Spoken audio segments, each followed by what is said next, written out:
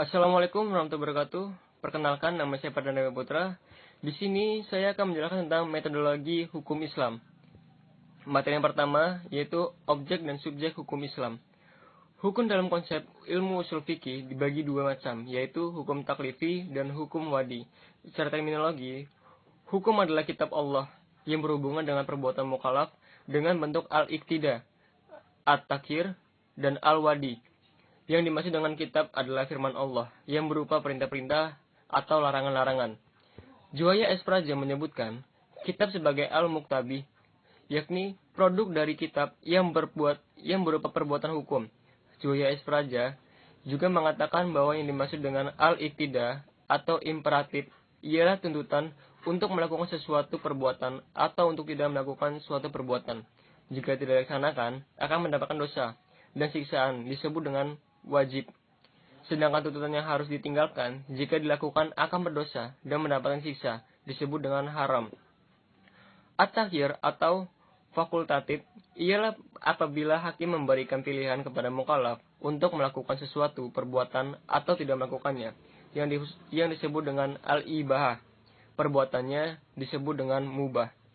Ada beberapa hukum taklifi, yaitu yang pertama, ijab, yaitu firman yang menuntut suatu perbuatan dengan tuntutan yang pasti. Yang kedua, nad, yaitu firman yang menuntut suatu perbuatan dengan tuntutan yang tidak pasti. Menurut ulama Hanafiyah, hukum taklif dibagi menjadi 7, yaitu fardu, wajib, tahrim, karohah tahrim, karohah tanjih, nadb, dan ibahah. Menurut ulama Hanafiyah, jika suatu perintah didasarkan pada dalil yang pasti, seperti Al-Quran dan hadis mutawatir, perintah itu disebut dengan perintah fardu. Akan tetapi, jika perintah itu berdasarkan pada dalil yang zani, perintah itu dinamakan wajib. Demikian pula halnya dengan larangan. Jika larangan itu didasarkan pada dalil yang khoti, disebut haram.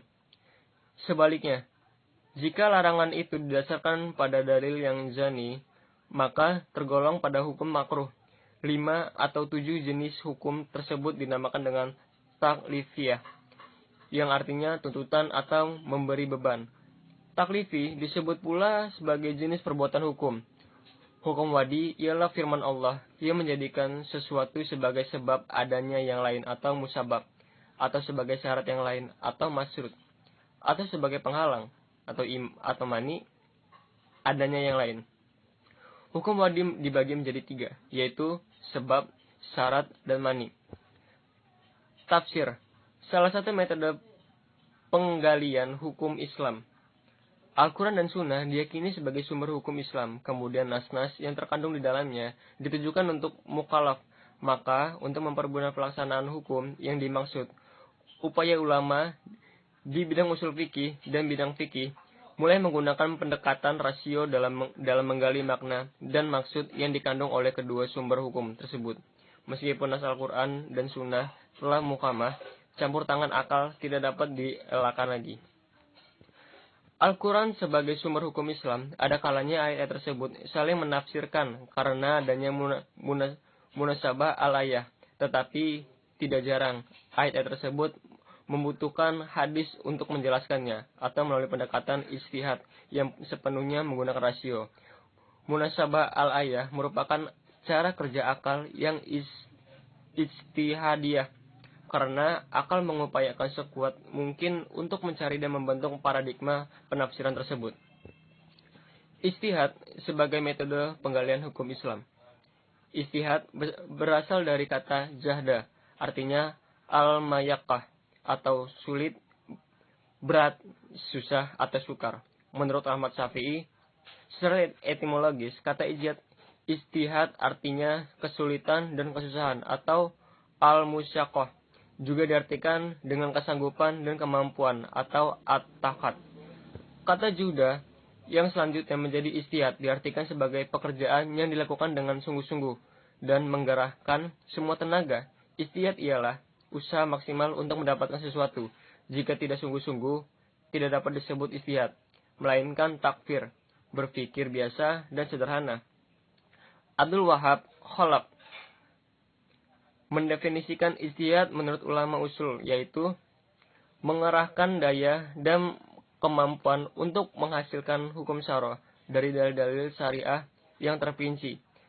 Dari semua definisi tentang ijtihad tersebut di atas adalah disimpulkan bahwa ijtihad itu adalah yang pertama, pengerahan akal pikiran para fuqaha atau usulin. Yang kedua, menggunakan akal dengan sungguh-sungguh. Yang ketiga, berkaitan dengan hukum syar'i dan amaliyah. Yang keempat, menggali kandungan hukum syar'i dengan berbagai usaha dan pendekatan. Yang kelima, dalil-dalil yang ada dirinci sedemikian rupa sehingga hilang kejaniannya. Dan yang terakhir, yang keenam, hasil ijtihad berbentuk fikih sehingga mudah untuk diamalkan. Sekian materi dari saya. Apabila salah kata atau pengucapan, saya minta maaf, dan kepada Allah saya mohon ampun. Wabillahi taufiq wal hidayah. Wassalamualaikum warahmatullahi wabarakatuh.